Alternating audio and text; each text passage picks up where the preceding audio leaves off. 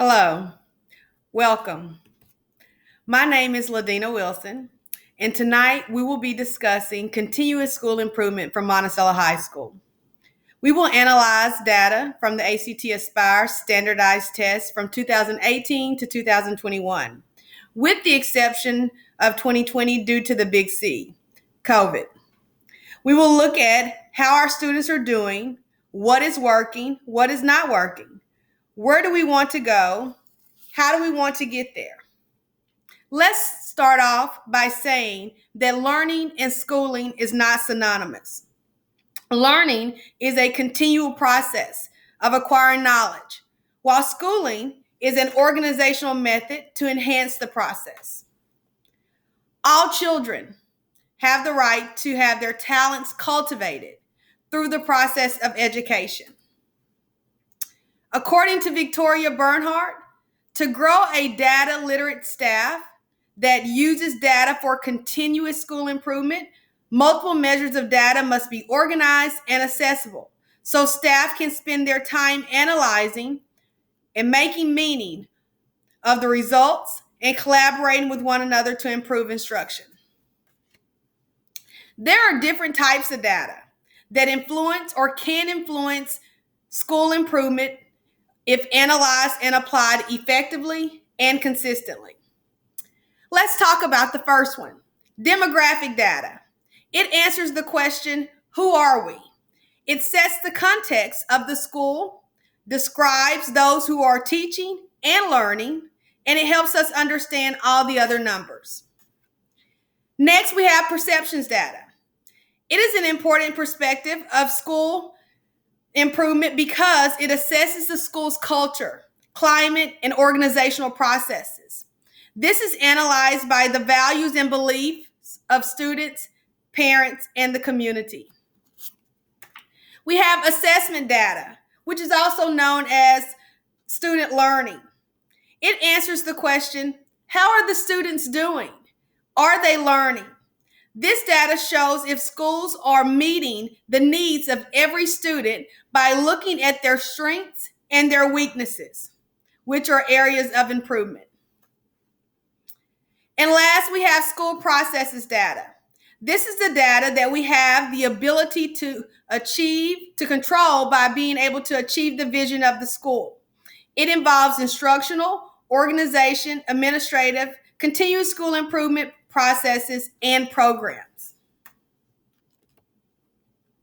This is a picture of the city of Monticello.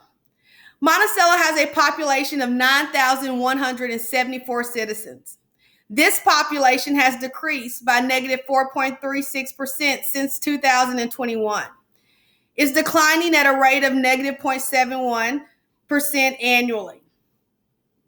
Since we're on education and talking about education tonight, let's talk about the education of the residents of Monticello. 3.6% of the citizens of Monticello have less than a ninth grade education. 10.24 have between a 9th and 12th grade education. 26.9 have finished high school. 6.52% have associate's degrees. 18.28 have bachelor's degrees. And 10.91 have master's or above. The median age of the residents of Monticello is 29.8. with males being 25.2 and females being 33.5. And the average household income is $54,021. Monticello also has a poverty rate of 25.4%. So this is some demographic data of the race ethnicity of Monticello. The white or Caucasian population is 53.8%. The African American population is 43.8%, and the Hispanic population is 2.5%.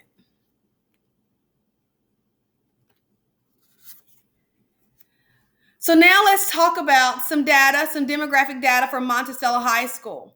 Monticello has an enrollment of 489 students. This was in 2021.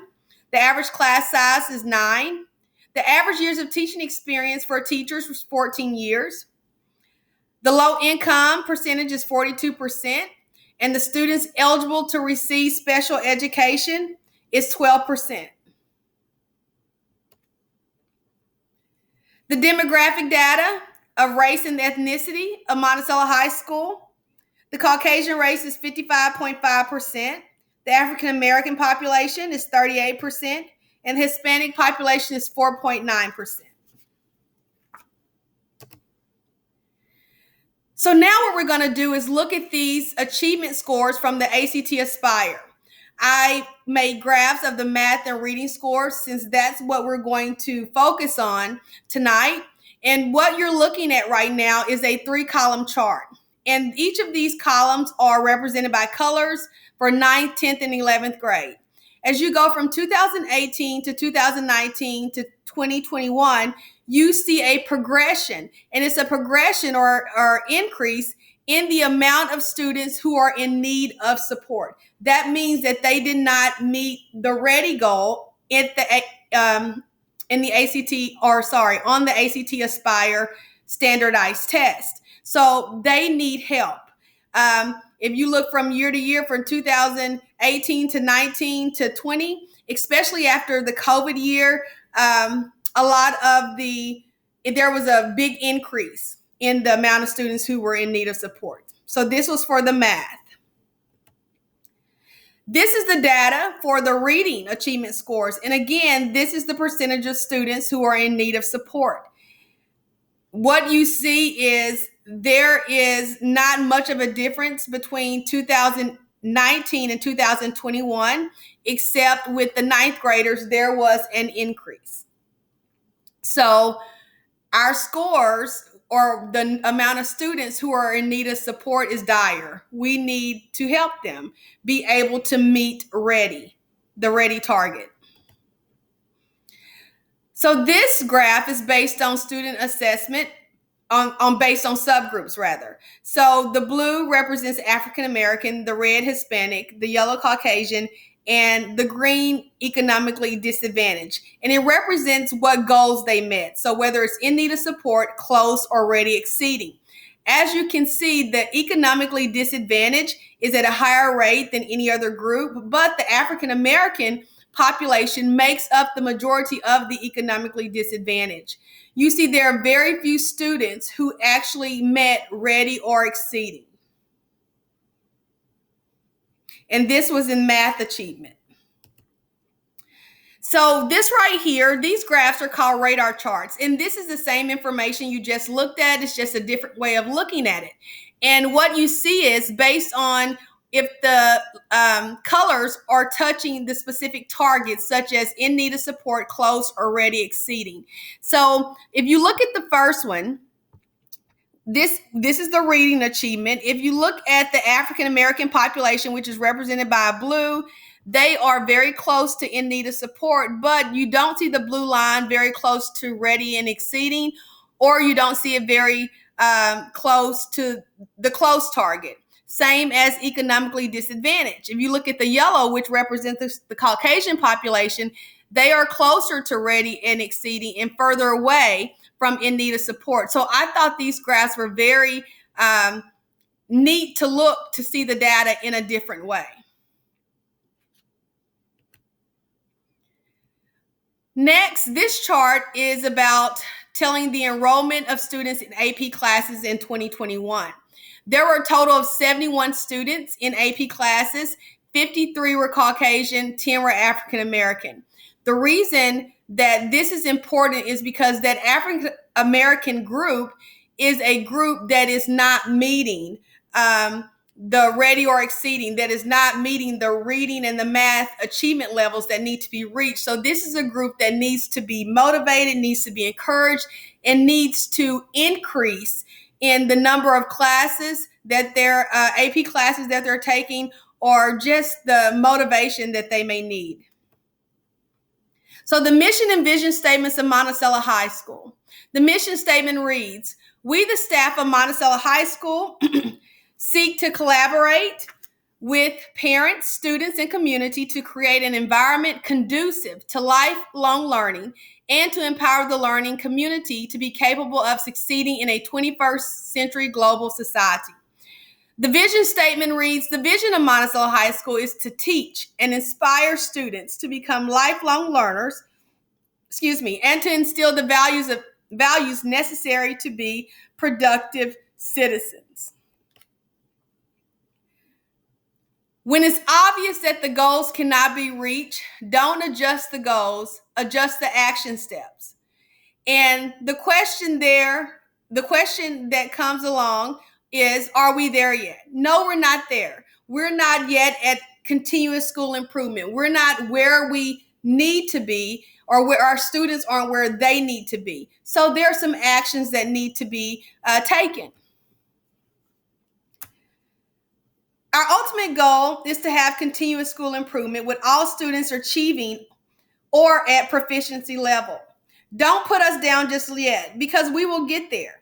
We're going to start with smaller goals and get to the bigger goal of having continuous school improvement. So the first goal is to increase math scores by 10%. This will cause for remediation of standards and incorporating higher level cognitive activities. Our next goal will be to increase reading scores by 10%. This will happen by the remediation of standards also, but also incorporating reading tasks in all content areas. Our third goal will be to maintain an increase in attendance rate. We have been able to increase our attendance over the last year with continued motivation and encouragement. And if we continue to do that, hopefully it will continue to increase. The fourth goal is the implementation of the PLC process. Our school is now a PLC school, and collectively we are going through this process because this process will render or attribute to continuous school improvement. And then effectively analyze and apply data. We have to make sure our educators are committed to school improvement by choosing to analyze the data and making sure that each teacher can competently analyze data in its entirety and apply it effectively for continuous school improvement. Also, to reach continuous school improvement, there's a role of the school community. The first role of the school community involves parental involvement. Parental involvement is essential in the educational process and the success of our students. It will include the collaboration between teachers and parents to help improve the academic performance of our students. Sometimes just making that phone call or being face-to-face with that parent boosts the motivation and the behavior of our student. Communicating is essential to any relationship. It creates transparency and it helps the people involved work as a team by making the objective and the vision clear. Communicating with the community about student assessment, activities, financial issues, it gains trust and support between the two. Volunteering. When schools have volunteers, it makes the job of the school and the teachers easier, but it also creates a relationship between the community and the school. The community support is valuable to us, and it contributes to the success of our students. Collaboration. We can't do it all by ourselves, and the community and the parents can't do it all by themselves, but we can do it together through co-labor. We have to work interdependently to reach a common goal. We have to share more than just students. Making decisions. Remember, people are less likely to tear down the fence that they helped build. This is why it's important to let the community help or keep them informed about assessment scores, about data, about events, about activities, because it allows the community to garner choice about our schools, but also support our schools physically and financially. Diversity in education. Every school is diverse. Diversity is so much bigger than just race. We always think about race. It's so much bigger than that. Race is just one aspect of diversity. Every school has a group of kids that are being underserved. Our district is not any different. We have a group of kids that are being underserved here. Are we aware of the students being underserved? We are. But we have to remember, too, that can change.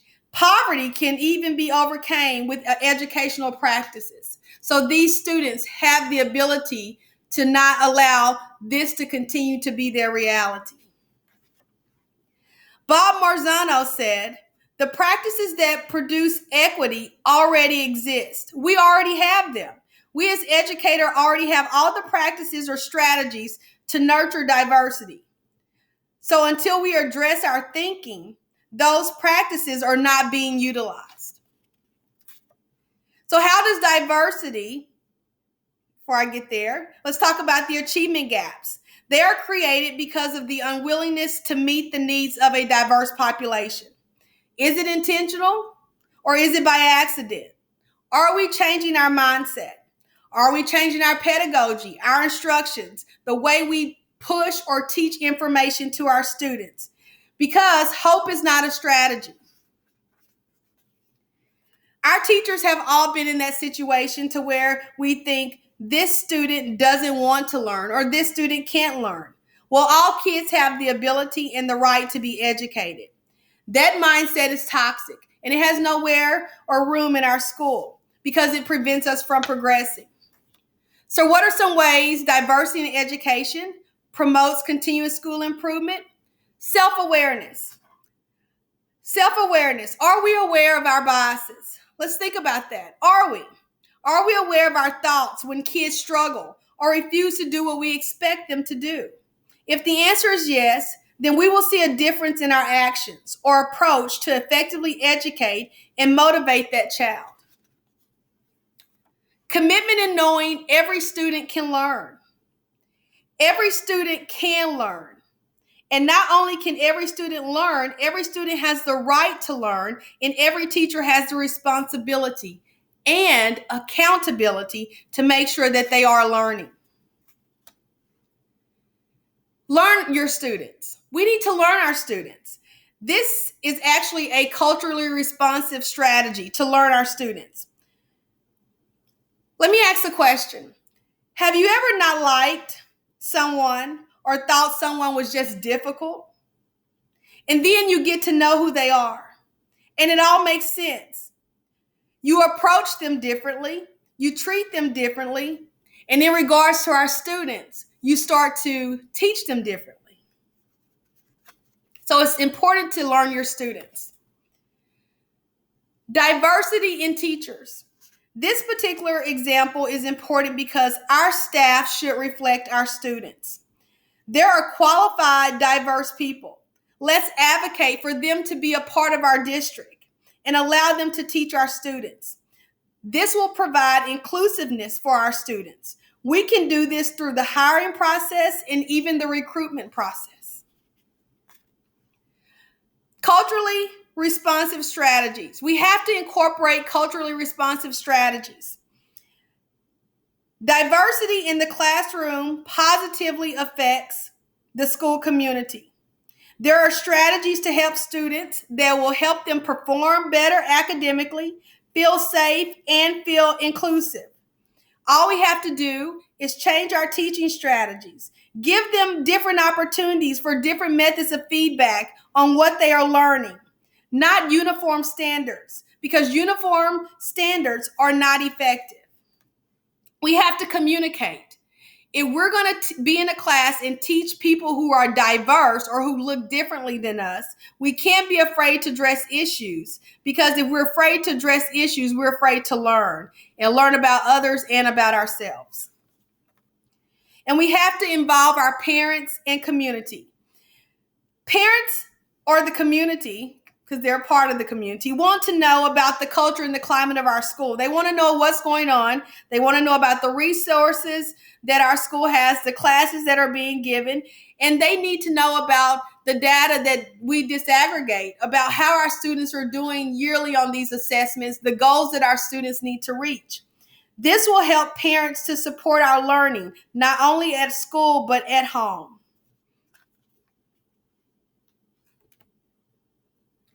There are many different activities and programs that happen at our school to improve student achievement. The first one is WIN. WIN is an instruction period that addresses the needs of students who are struggling in in reading and math. It's basically a response to intervention process. Every week, our students stay in a core class for 4 days where they receive intervention, extensions, and reinforcement of information or essential standards that they need to learn. So WIN is very effective in improving student achievement. The next one is tutoring. Tutoring is a school process program that enhances reinforcement of material. Here, our students are allowed to recover their credits and even make up exams. We have highly qualified teachers who run this program to enhance the academic performance of our students. The reading specialist will be available to help students. The reading proficiency, not only in our high school, but in our district, has been very, very low. So the hiring of this reading specialist at MIS will be effective to those students at MIS, and eventually that will trickle on up to high school because those students will come to high school. And maybe over time, we will see a continual increase in our reading scores. Develop a culturally responsive pedagogy. Teachers should make sure when their students walk into their classroom that they have a classroom that represents all students, that they have a classroom that makes all students feel safe and inclusive, that they are able to use inclusive language in their classroom. These are the type of things that are needed to reach every student. Facilitate collaborative processes with students to engage them. And also, both have to be committed to the process. Encourage students to participate in clubs and sports. If students are a part of these activities that are special to them, whether it's a club, whether it's a sport, there is data that supports they attend school more because they don't want to let their teammates down and because they actually enjoy being a part of it. So they abide by the rules and regulations of those specific clubs or sports. Summer school. Summer school is a program that we have at our school to allow students to make up credits, but also to learn the information that they were not able to learn during the year. And the last program to improve student achievement would be the PLC. The implementation of our PLC process is basically about building the capacity of the profession of teaching through action, research, and experimentation. It allows us to have good instruction, intervention, and assessments through hard work and collaboration with teachers that help you to help students.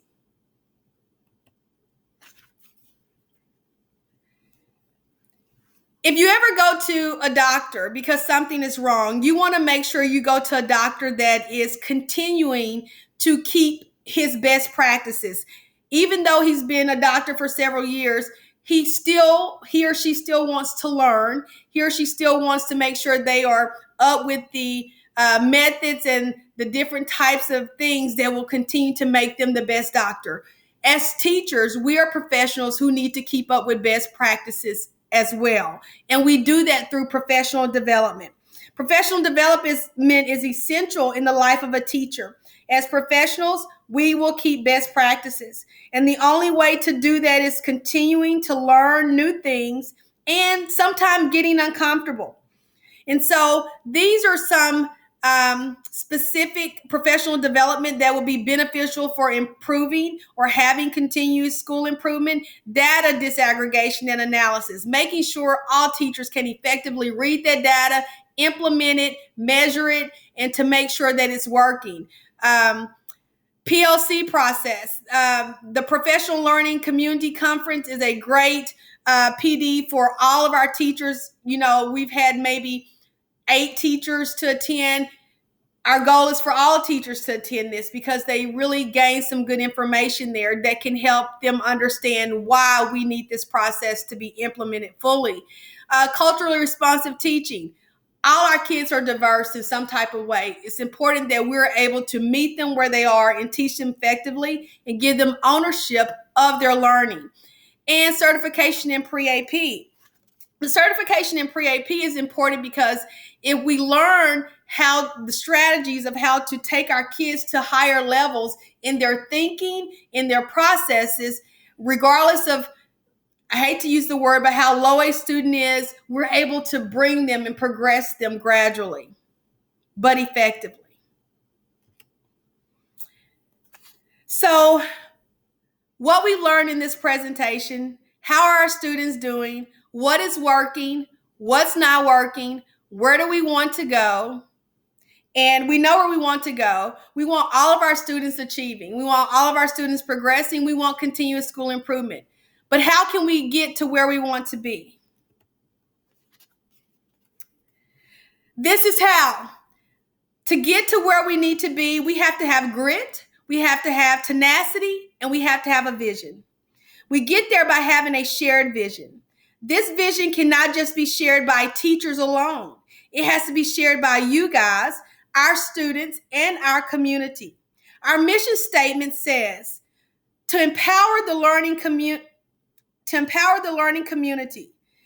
This is an us effort, not a I, not a they. It's an us effort. So remember, when they help you build the fence, they are less likely to tear it down. Our community needs to be aware of all this information that our teachers, staff are privy to, whether they have children in our school or not. Why do they need to be aware of it? So they will be able to monitor and adjust in the community as well as we're doing in the school. And so they can continue to offer their continued support physically, financially, or emotionally to our students who will become part of productive citizens of this community. We need our parents more involved. It's proven that parental involvement can help students' performance, student attendance, and increase graduation rate. Our parental involvement can decrease our kids that are at risk of failing. It can increase our attendance, but it also increase our loss of learning. Parents and community is an asset to the road of success for our students. We need to support our teachers. They are responsible for collaborating with all involved to teach our students how to learn. We have teachers that are highly qualified to move these students from one level to the next. And these teachers at Monticello High School, they are committed, they are accountable, and they are willing to change. We need to be able to apply the data that we have looked at effectively, efficiently, and with fidelity. And that's going to require change. Change in our commitment, change in our accountability, change in our mindset, and change in our instruction to make sure that we are keeping the best practices for the benefit of our students. I appreciate you guys letting me speak to you tonight, and I want to leave you with this quote. If we do what we've always done, we will get what we've always got. Well, we at Monticello High School, we want something different for our students. And we want to be able to say we have continuous school improvement.